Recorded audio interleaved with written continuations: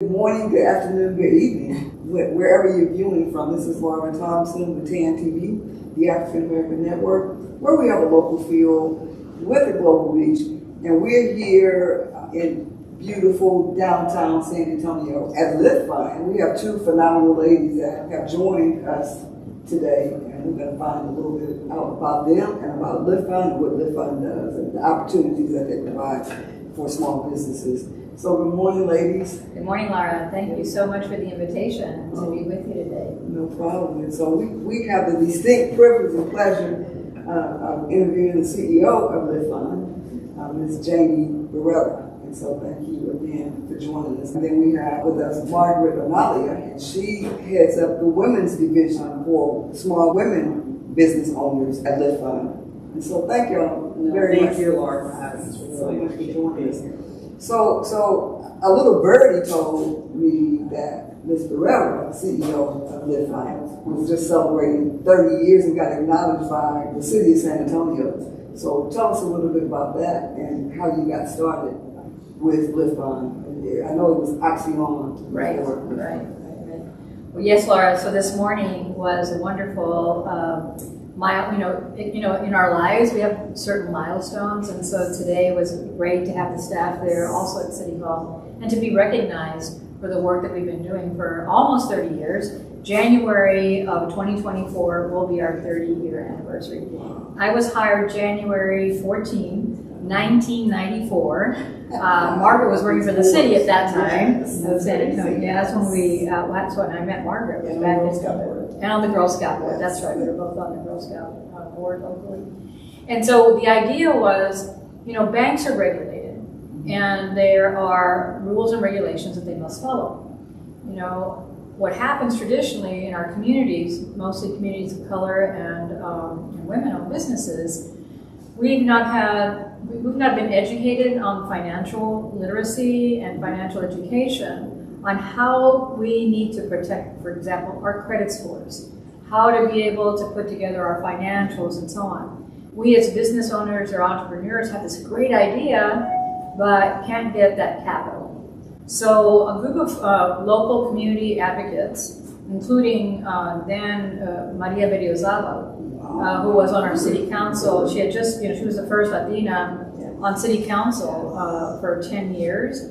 Can you imagine being the first? And it was in the 80s. But anyway, that's another interview But the point is that, what the community leaders got together and said, what if we started a not-for-profit organization?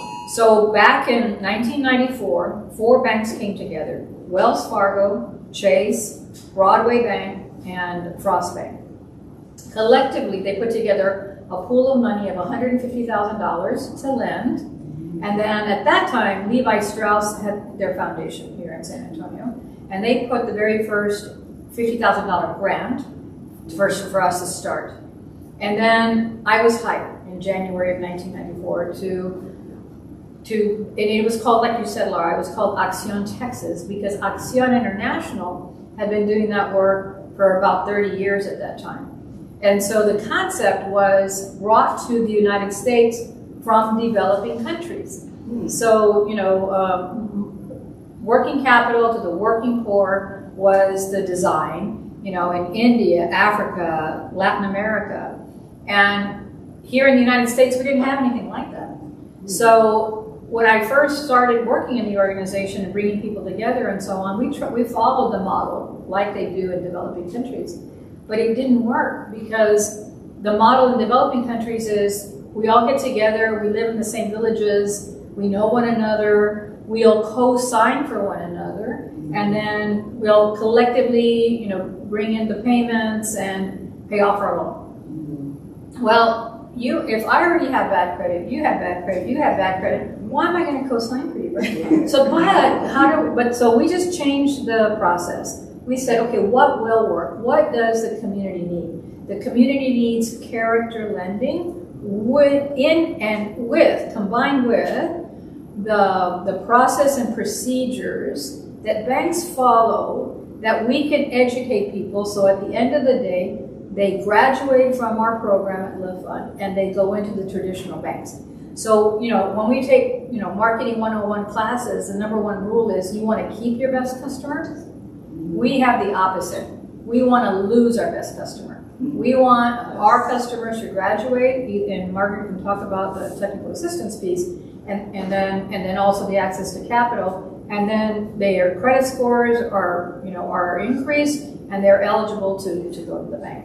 So hopefully in 2 minutes or less, I've told you 30 years worth of history. Not only are we here in San Antonio, but we have over 100 employees. We are in 15 states. We're from California, Florida, up to across the southeast part of our country. In the poorest states in our country: Mississippi, Tennessee, Louisiana, Alabama. We're up in New York State as well. So it's a great time to be at LiftFund. I'm going to be retiring at the end of first quarter of next year, March 31 of next year. Will be my last day on the payroll, and we've hired a new CEO. Her name is Laurie Bignon. Laurie, yes, grew up in New Orleans, worked for Capital One for many, many years, then left Capital One and then became the president and CEO of Unity Bank,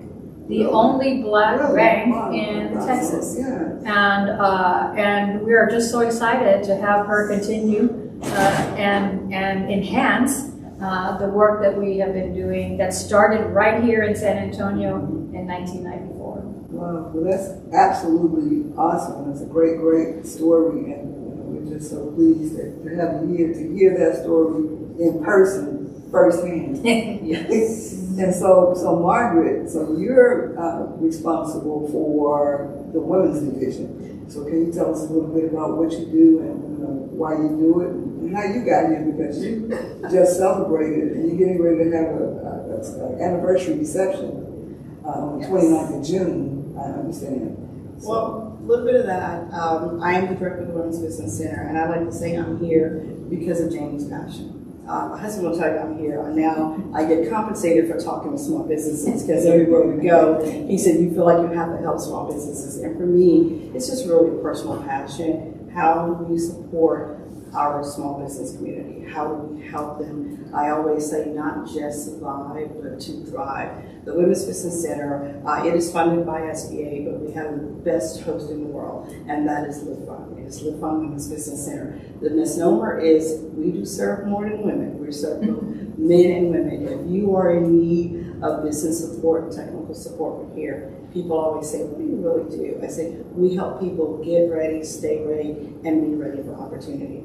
Whether those opportunities are loans, grants, and what I also think is important is contracts, because we need those contracts to pay back our loans and so forth.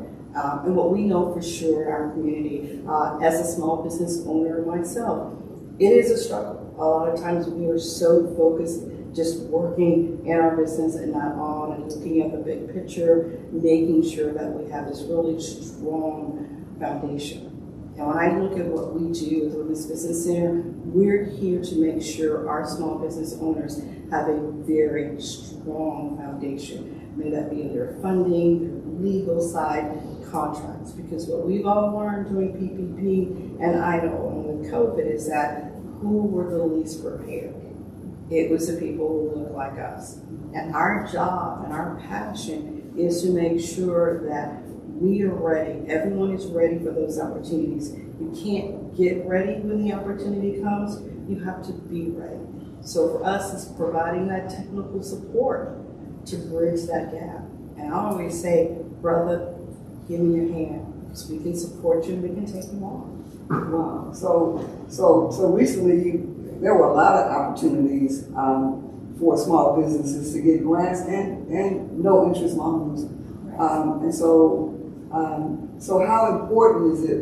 And I want to commend you for being the administrators of those funds. But how important is it for people to be prepared? Because sometimes you don't see these opportunities coming, so you can't take advantage of them. So how important is it to be prepared? Well, I'll take that first, and then I'm sure Margaret will want to follow up. But the number one thing in preparation is financials. You know, and let me go back a little bit, Laura, to when you were talking about the grants that were available and the low interest loans and so on. When there's the grants were available through federal government aid that came to San Antonio and Bexar County. And throughout our footprint, we administered grants also in Harrison County, for example, and El Paso, and Corpus, all over. And so the guidelines were set by the federal monies that come down. And so we've got to make sure that we comply with those. And what those things are, you know, in the federal world, everything's going to be on paperwork. You've got to show me, you know. So the very first thing I would say to small businesses is that you've got to register and get your DBA, doing business as. Register. You know, it's very simple. You all help them out there, right? Well, we walk you through it. I mean, we work in conjunction with Bexar County, with the county clerk's office. We have a great relationship with them. It is a very simple process that you can do. But again, that's support that we can provide you with. Yeah, and the second thing would be set yourself up, because you're probably as the owner or the entrepreneur, you're good at that product and service. You can sell that item or that service. But probably you're not as good, and maybe if you are, that's great, but you're probably not as good at the finances. So either hire yourself somebody that can help you with your P&L, your profit and loss, and your balance sheet, or get something like QuickBooks. And I think you're going to get started on that, right? And we're so honored that we're going to have a QuickBooks class that's going to be coming in. Part of that class, it's a multi-week, 5-week class. But the benefit of going through the program with the Women's Business Center is you will also get a 1-year subscription to QuickBooks. Oh, wow. That is an enormous value. But the bigger value is, guess what? You're going to have your financials in order. You will have a system in place that all you have to do is maintain it. I love when Jane says we're not only going to teach you to fish, we're going to teach you to buy the pond. I love that. That's just like my favorite. So that's what we're going to focus on with the QuickBooks, because you will be able to have your financials in order, looking at that P&L when you come in for a loan. Again, what we're finding out is we don't want you to come in right when you need that loan, because guess what? It's going to take more than 30 days to process that. And if you don't have your paperwork in order, that's extended. Again, it's going to be that be ready concept. And the be ready concept is taking advantage of the technical assistance that we provide. And we are the business support arm of LiftFund. We go out, I tag team with the financial team. I say, here's the lending team, we're the business support. We're going to get you ready. Let's talk through. Our customers come through on a daily basis. They will say, you know what, hey, marketing team, I need X amount of dollars as a loan. The first question I ask them is, what do you need the loan for? Have you put it on paper? Have you spent it to the penny? 99% will say no. So you don't need a loan right away. Let's assess why we need that, but more importantly, what's the game plan? Because we are all human beings. We will get cash in our hands, and if there's a game plan out there, sometimes it does not get spent on what it needs to be. Again, our goal is, what did I say earlier, foundation. If you have a strong, solid foundation, think about we're in hurricane season now. It blows in. It may blow your house away, but that foundation is still standing. So think about that as a business owner. What type of foundation do you have? Our goal is strong foundation. Well, that's awesome. You know, and I heard you say to hire someone to do your books. And sometimes, you know, business owners don't have the money to do that. But I'm also glad that Marty said that, you know, you have the technical support arm of it, and that you can go through this class and get QuickBooks the first month, you know, at no charge, and they'll teach you how to do it. Is that correct? That's good. Well, actually, for a year. It's not just the first month. It's for an entire year subscription. Oh, it's for a year. It's a year subscription. The class itself is about 5 weeks, so you can go through the class. Because again, what we're going to do is we're going to teach you actually how to input your data and maintain your data in QuickBooks. So you will be able to do that. Those business owners will do that. The bonus is you complete the program, you get a 1-year subscription. Wow. So how do you qualify for that That isn't open. We're going to be sending that out probably next week or so. I'll be sharing the link with you and your team of folks out of the community. Definitely, if you are a Women's Business Center client already, again, it's a free service they're going to apply for. We'll be sending those notices out as well. So, and we're going to look at having those classes on an ongoing basis as well. Yeah, I'm just wondering too, Margaret, I know that you're going to be limited in the number of one-year subscriptions, but let's just say once that limit is there, could people still come to the classes and not necessarily get a free subscription for the year? Yes. So that in itself right there, because I have a little I have like Airbnbs on the side, I have a side hustle, and so I use QuickBooks, right? And so once QuickBooks is set up in your system, then as an entrepreneur, you don't have that many expenses that are outside of the norm. So you're going to have a food expense, a supply expense. You're going to have a bill. You go to Home Depot or you go to HEB or whatever. You just bring that receipt and you put it into that QuickBooks. That's as simple as it is because it's already been set up. And then at the end of the month, you can hit it and it all calculates for you. I mean, it's super, super easy. So getting more people trained in QuickBooks, whether it's free or not. I don't know what a subscription. Mine is expensive because I'm on the line. I'm in the cloud, and so.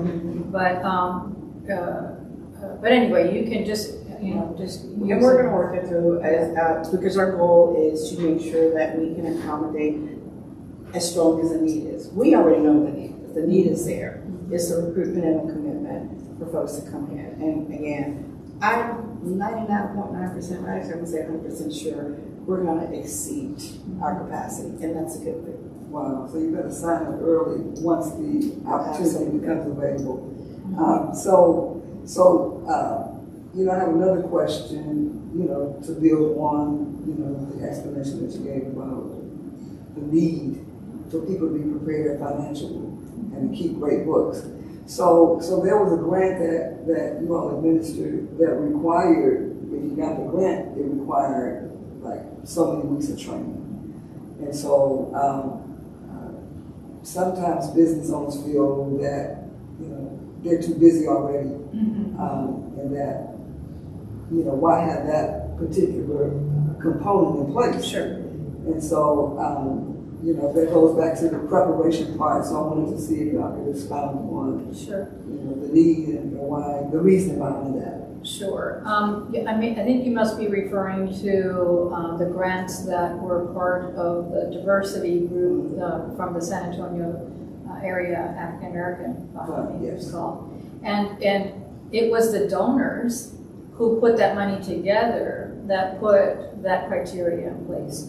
And it was because they felt that it would be the multiplier effect of that donation coming in as a grant to the small business would have a multiplier effect if they knew exactly how to use it, right? And I think we're all learners, right? We never stop learning.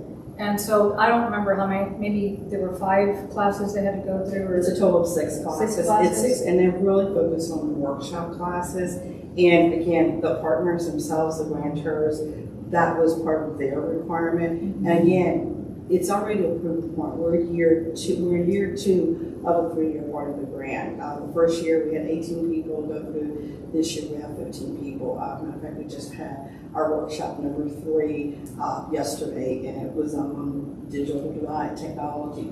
How do you leverage technology to increase your revenues? What's really important about these workshops is that it leverages your money. As Jamie said, it's the multiplier effect. We already see that. And as a small business owner myself, I'm like, do I really want to do this and invest in that? And I will tell you, last year's group as well as this year's group, we're halfway through, it has been very beneficial. They see the multiplier effect. Because guess what? They're not charged for these classes. If they were to participate in any of these classes, there will be thousands of dollars. They not only have a workshop, but they also have a one-on-one consultation with a business advisor, and they can speak to anyone. We also have a wonderful session that they have with a banker that they can literally, it's a one-on-one session. We started off last year, we're going to do groups, but we found the one-on-one so they can be open. The beauty of that session, even my team is not a part of that. What happens with that? They can be open and honest with that banker. This is the beauty of it. And this is the response that I heard. I didn't know what I didn't know to ask the banker. They said, oh, this is why I was turned down for a loan. So we go back to that foundation concept again. They go through this program with this phenomenal grant that they're going to receive, plus the 6 workshops, plus the 6 one-on-one, and you add with a banker. They're coming out, they're loan ready, they're grant ready. They know how to build their business up. And as Jamie said, we have the worst model in the world. We're going to get you ready. But the problem part of that is that we're able to get you ready. We've had several people from last year, they're already applying. They're getting ready to apply. And the beauty was, we had a couple of people say, you know what, I understand now why I'm not ready. Clearly understand, but more importantly, I understand how to get ready now. And I can understand maybe look at the program from a distance. It may be this extra effort, but again, as Jamie shared with us, it was the grantor, the entity who requested this, and we're seeing a lot of that, not just with the grants that we have, but if you look at a lot of grants that are out nationally, they're asking people for TA, technical assistance support, because they're understanding the multiplier effect. If I give you this, do you have a plan? And what did I say earlier? A lot of people will come in and say, I need a loan or I need this. There is no plan. What we learned with PPP, if you didn't have a plan, you were right back where you started when you received that funding. So along those lines, you know, I've been at it almost 30 years.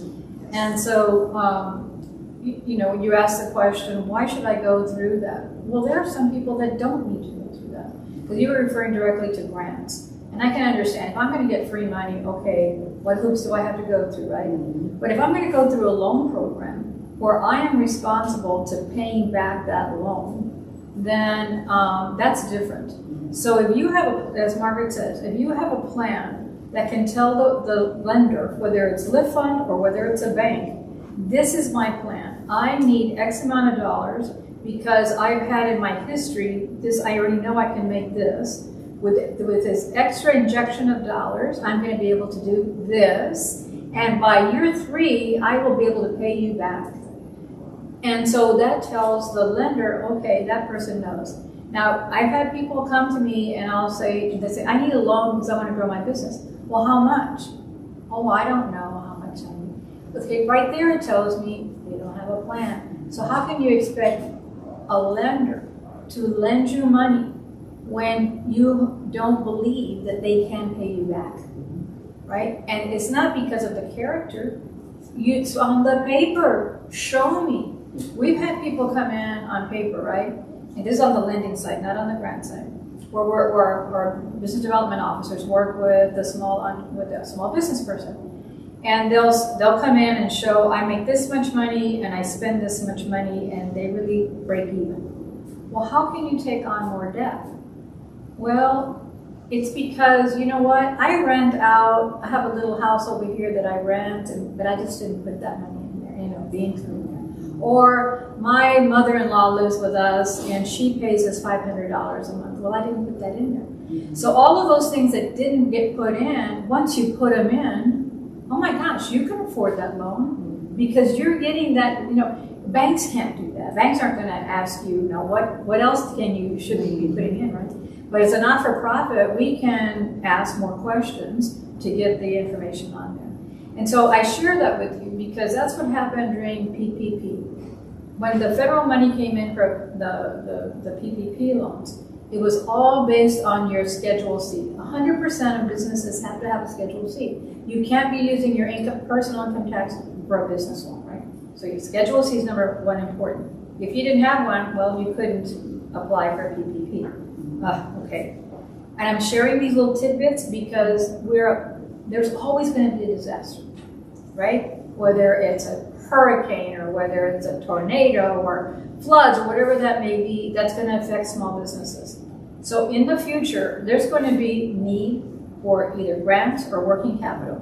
Let's get ourselves prepared right now, and let's write everything down so that we're ready for the next disaster, whether it be COVID or hurricane, right? So we're excited about learning all these things that we didn't know before COVID. That's one of the good things about COVID, right? It taught us a lot of stuff that were, some were negative, but some were very positive that we learned on how we need to proceed in the future.